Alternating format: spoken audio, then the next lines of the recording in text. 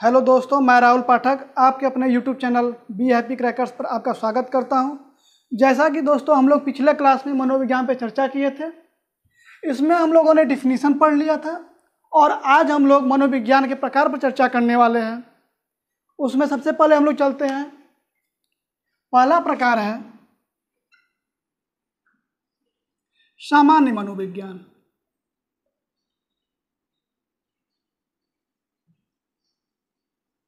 सामान्य मनोविज्ञान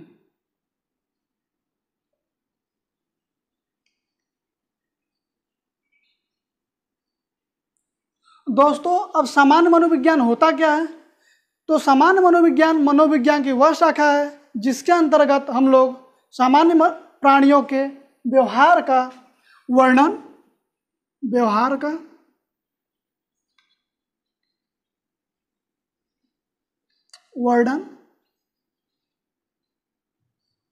पूर्व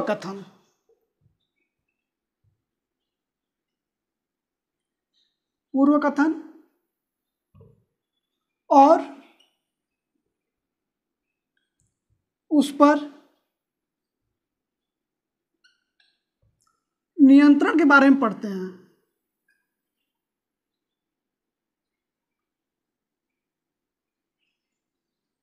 नियंत्रण के बारे में पढ़ते हैं या अध्ययन करते हैं। ठीक है दोस्तों, अब वर्णन मतलब वो क्या हो गया? उसके बारे में पूरी जानकारी जानना। पूर्व कथन उस सामान्य प्राणी की पहले का जो उसके बारे में जो जानकारी थी उसके बारे में पूर्व कथन उसको बोलते हैं। और नियंत्रण, यदि कोई भी व्यक्ति है तो उस पर कैसे नियंत्रण रखा जाता है, ये उसका हम लोग सामान्य मनोविज्ञान में पढ़ते हैं, सामान्य प्राणियों के बारे के लिए। ठीक है, अब दूसरा हम लोग आते हैं। दूसरा नंबर है असामान्य मनोविज्ञान। असामान्य मनोविज्ञान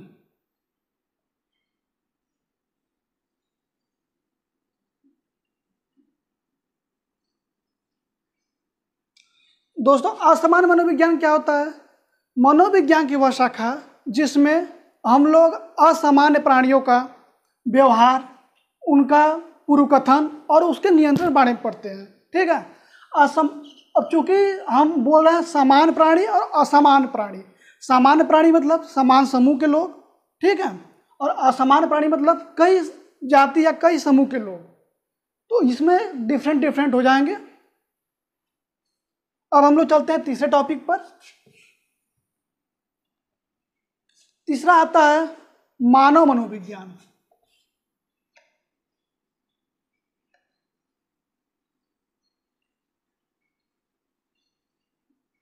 मानव मनोविज्ञान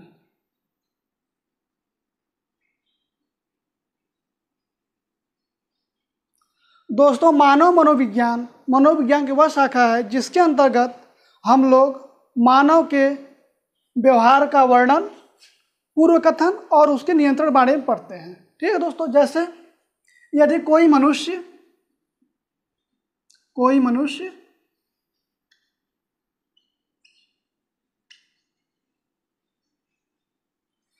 गुस्सा प्रकृति वाला है,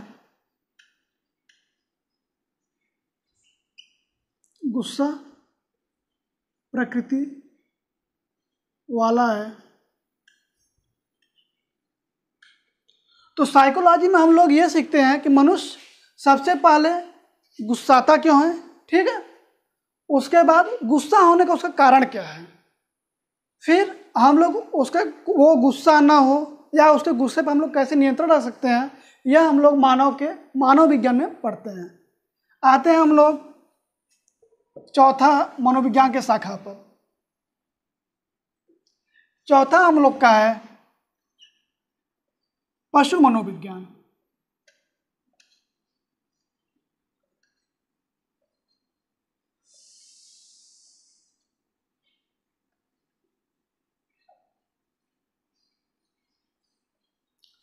दोस्तों जैसे कि हम लोग देख रहे हैं पशु मनोविज्ञान लिखा है, तो आप लोग के दिमाग में आ रहा होगा पशु पर मनोविज्ञान कैसे चर्चा करते होंगे। तो पशु पर दोस्तों अभी हम लोग आगे जब चलेंगे तो थार्नडाइक, स्किनर ऐसे शिक्षाविद हैं जिन्होंने पशु के सहयोग से इस पर चर्चा किया था। ठीक है, उसमें हम लोग बिल्ली, चूहा, कबूतर, वनमानुष आदि पर चर्चा करेंगे। अर्थात पशु मनोविज्ञान की वह शाखा है जिसके अंतर्गत हम लोग पशुओं के व्यवहार के वर्णन, पूर्व कथन और उस पर नियंत्रण रखने के तरीके पढ़ते हैं। ठीक है, चौथा हम लोग हो गया। पांचवा हम लोग लाते हैं मनोविज्ञान की शाखा या प्रकार। पांचवा में हम लोग का है समाज मनोविज्ञान।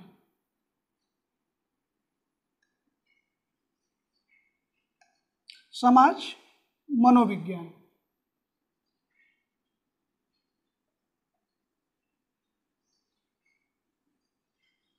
दोस्तों, समाज मनोविज्ञान की वह शाखा है जिसके अंतर्गत समाज के परिस्थितियों के वर्णन, पूर्व कथन और समाज पर कैसे नियंत्रण रखा जाता है, इसके बारे में हम लोग समाज मनोविज्ञान में पढ़ते हैं। जैसे यदि हम लोग कोई भी धारणा को देख लें, जैसे भगवान होते हैं, तो समाज में कई लोग मानते हैं कि भगवान होते हैं या कई लोग मानते हैं कि नहीं होते हैं।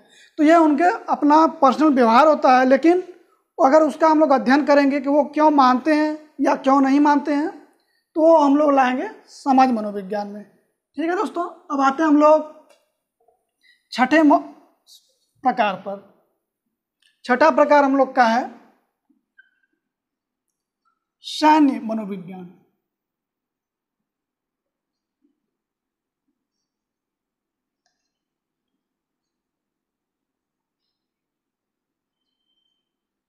सैन्य मनोविज्ञान। ठीक है दोस्तों, नाम से सैन्य लग रहा है। सैन्य मतलब सेना का क्षेत्र, अर्थात सेना के क्षेत्र से संबंधित मनोविज्ञान हम लोग जिस शाखा में पढ़ते हैं उसे हम लोग सैन्य मनोविज्ञान पढ़ते हैं। अब सैन्य क्षेत्र में मनोविज्ञान क्या यूज होता है, उसमें हम लोग दुश्मन के जासूस जो होते हैं उनको साइकोलॉजिकल की तरह से हम लोग उनसे कुछ जानकारी प्राप्त करते हैं और जिससे हम लोग का देश हित होता है। इस क्षेत्र में मनोविज्ञान का बहुत ज़्यादा उपयोग है। अब आते हैं हम लोग सातवां प्रकार। दोस्तों हम लोगों ने मनोविज्ञान के प्रकार पर चर्चा कर लिया है। अब हम लोग आते हैं अपने टॉपिक शिक्षा मनोविज्ञान पर। तो शिक्षा मनोविज्ञान, जैसा कि हमने बताया था कि व्यवहार का जो परिमार्जन होता है वही शिक्षा मनोविज्ञान है। इस पर कुछ शिक्षाविद ने अपने विचार रखे हैं। उसमें हम लोग देखते हैं क्रो एंड क्रो, जो कि एक बहुत महान शिक्षाविद थे। इन्होंने क्या कहा, शिक्षा मनोविज्ञान व्यक्ति के जन्म से लेकर वृद्धावस्था तक के सीखने के अनुभवों का वर्णन तथा व्याख्या करता है। अर्थात शिक्षा मनोविज्ञान कोई भी व्यक्ति जब जन्म लेता है और उसके वृद्धावस्था तक, यानी जब तक कि वो मृत्यु प्राप्त नहीं कर लेता है, तब तक उसका जो सीखने का अनुभव होता है यानी एक्सपीरियंस, और उसका वर्णन करता है तथा व्याख्या करता है। अर्थात कोई भी व्यक्ति जब जन्म लेता है और जब मरता है उसके बीच में बहुत सारी बातें सीखता है। जैसे अगर कोई जला वस्तु हम लोग पीते हैं उससे जीभ जल जाती है हम लोग की, या कोई तेज धार वस्तु को अगर हम लोग छूते हैं तो हाथ कट जाता है, आदि ये से अनुभव जो होते हैं ये सब शिक्षा मनोविज्ञान के अंतर्गत ही आते हैं। अब दूसरा हम लोग आते हैं शिक्षाविद, ये है स्टीफन। इन्होंने क्या कहा था, इन्होंने कहा शिक्षा मनोविज्ञान शैक्षिक विकास का क्रमबद्ध अध्ययन है। अर्थात जो हम लोग का एजुकेशनल डेवलपमेंट होता है उसका अध्ययन जिसमें हम लोग करते हैं वो शिक्षा मनोविज्ञान है। अब शैक्षिक विकास क्या होता है, जैसे कोई बच्चा पढ़ाई शुरुआत करता है कक्षा 1 से और पढ़ते पढ़ते वो जाता है ग्रेजुएशन तक या पोस्ट ग्रेजुएशन तक। ठीक है दोस्तों, इसका जो हम लोग क्रमबद्ध अध्ययन करते हैं वो क्या कराता है, शिक्षा मनोविज्ञान कराता है। दोस्तों अब हम लोग आते हैं शिक्षा मनोविज्ञान का क्षेत्र क्या क्या है, जिस पे कि हम लोग आगे चलकर चर्चा करेंगे।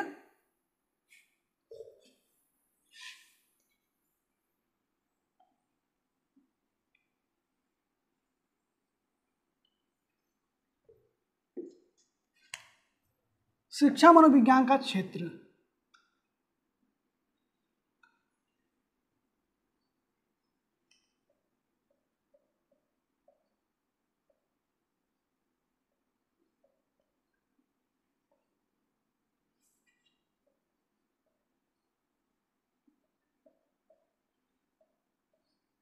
पहला हम लोग का होता है विकास, पहला विकास होता है। दूसरा होता है वंशानुक्रम यानी डीएनए,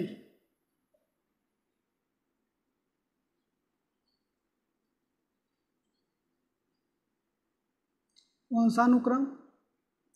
तीसरा होता है व्यक्तिगत विभिन्नता, व्यक्तिगत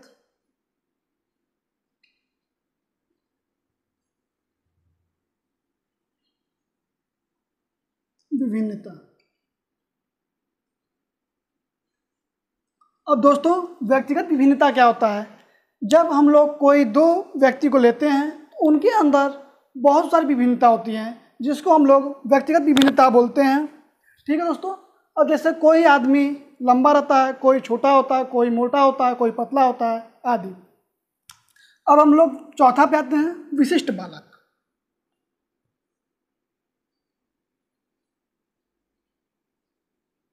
विशिष्ट बालक। अब विशिष्ट बालक क्या होते हैं? विशिष्ट बालक में हम लोग दिव्यांग लोग को लाते हैं जिसमें मुख होते हैं, मुख बधिर होते हैं, या ब्लाइंडनेस जो यानी अंधापन जिसके अंदर होता है वो होते हैं। ठीक है दोस्तों, ये सब विशिष्ट बालक के अंतर्गत आते हैं। अब पांचवा आता है व्यक्तित्व।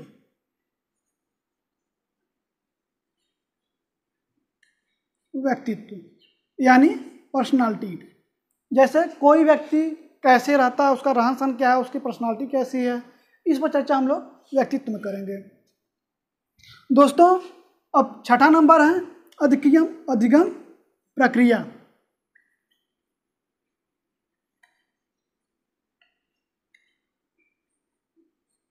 प्रक्रिया। अधिगम प्रक्रिया क्या होता है? जैसे हम लोग कोई चीज़ सीखते हैं तो उसका एक प्रोसेस होता है, स्टेप बाय स्टेप हम लोग सीखते हैं, वो चीज़ हम लोग अधिगम प्रक्रिया पर सीखेंगे। और सातवां आपका आएगा मापन मूल्यांकन। मापन एवं मूल्यांकन।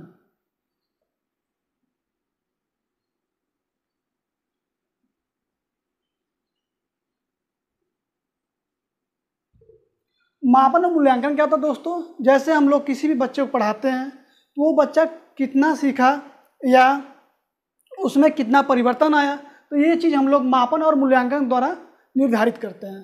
दोस्तों ये था आपका शिक्षा मनोविज्ञान का क्षेत्र।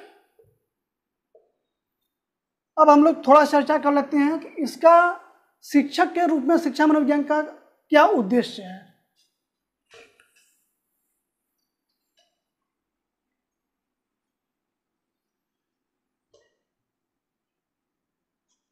पहला आता है बालक के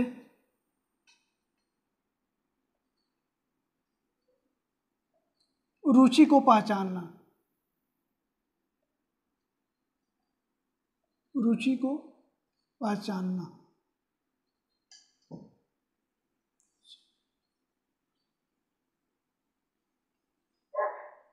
बालक की रुचि को पहचानना अर्थात जैसे कोई बालक होता है तो क्या चीज़ उसकी रुचि है, ये चीज़ हम लोग टीचर के लिए बहुत महत्वपूर्ण होता है कि बालक क्या चीज़ सीखना चाहता है या उसके अंदर ऐसा कौन सी खूबी है जिसके द्वारा हम लोग बालक को उसके लक्ष्य को निर्धारित करने में सहायता करता है। दोस्तों दूसरा नंबर है बालक को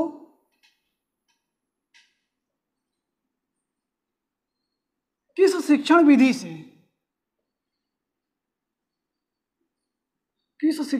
पढ़ाएं कि उसको समझ में आए। शिक्षण विधि से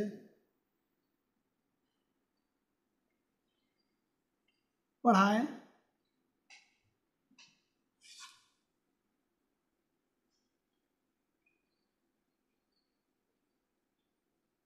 इसके लिए इंपॉर्टेंट होता है। तीसरा हम लोग है बालक के पाठ्यक्रम का निर्धारण करने के लिए बालक के पाठ्यक्रम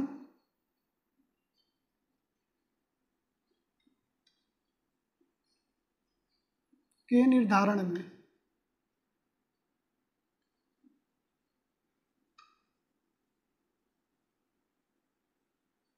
ठीक है। चौथा क्या है,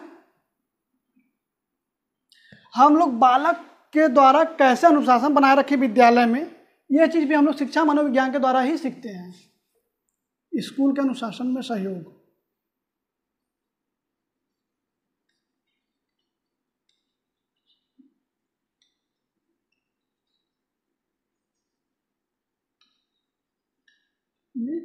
सहयोग।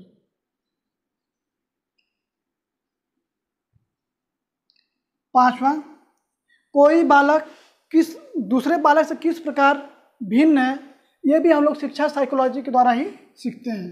व्यक्तिगत भिन्नता, व्यक्तिगत विभिन्नता।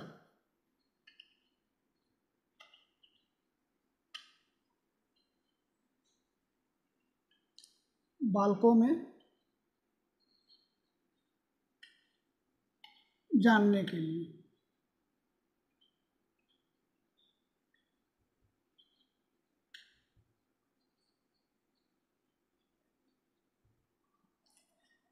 छठा नंबर है हम लोग का, बालक को समदर्शी रूप में कैसे देखें, यानी उससे प्रेम सहानुभूति कब कैसे रखना है, दंड कब देना है, ये सब भी जानकारी हम लोग शिक्षा मनोविज्ञान द्वारा सीखते हैं। समदर्शी विकास के रूप में, समदर्शी विकास के रूप में।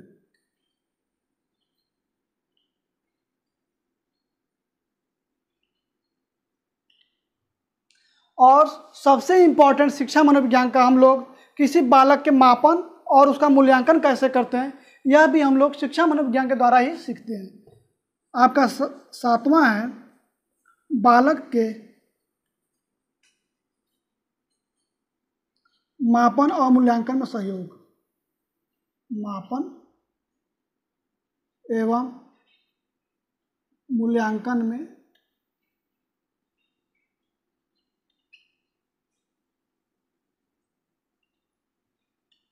सहयोग।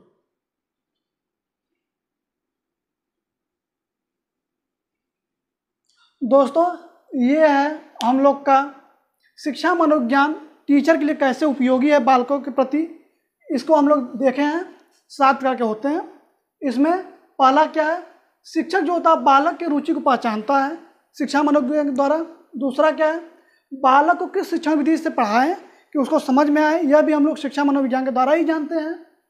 तीसरा नंबर है, बालक के पाठ्यक्रम के निर्धारण में, अर्थात कौन से बालक के किस एज में क्या पढ़ाना है, यह भी हम लोग शिक्षा मनोविज्ञान के द्वारा ही जानते हैं।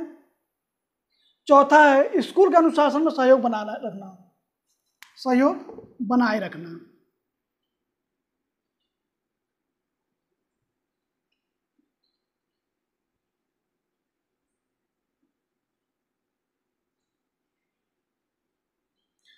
दोस्तों, शिक्षा मनोविज्ञान के द्वारा हम लोग स्कूल में अनुशासन भी बनाए रखते हैं। पांचवा है, व्यक्तिगत विभिन्नता बालकों में जानने के लिए, अर्थात कोई बालक दूसरे बालक से कैसे भिन्न है, ये भी जानने के लिए हम लोग शिक्षा मनोविज्ञान का प्रयोग करते हैं। छठा नंबर, समदर्शी विकास रूप में, अर्थात बालक को किस समय कब दंड देना है, कब उससे प्रेम रखना है, कब उससे सहानुभूति रखना है, यह सब चीज़ जानने के लिए हम लोग शिक्षा मनोविज्ञान का यूज करते हैं। और सातवां है, बालक के मापन एवं मूल्यांकन में सहयोग, अर्थात बालक का हम लोग किस प्रकार से मापन करें या मूल्यांकन करें जिससे कि उसकी हम लोग प्रोग्रेस रिपोर्ट क्या है, ये चीज़ जानकारी रखते हैं। ये सब हम लोग शिक्षा मनोविज्ञान के द्वारा ही जानते हैं। यह टीचर के लिए बहुत उपयोगी होता है। ये हम लोग चर्चा कर लिए कि शिक्षा मनोविज्ञान का यूज कैसे है बच्चों के प्रति। दोस्तों, अब नेक्स्ट क्लास में हम लोग चर्चा करेंगे बाल विकास के बारे में, जो कि शिक्षा मनोविज्ञान का एक क्षेत्र है। यदि दोस्तों वीडियो अच्छी लगी हो तो लाइक करें, सब्सक्राइब करें और अधिक से अधिक दोस्तों के साथ शेयर करें। जय हिंद।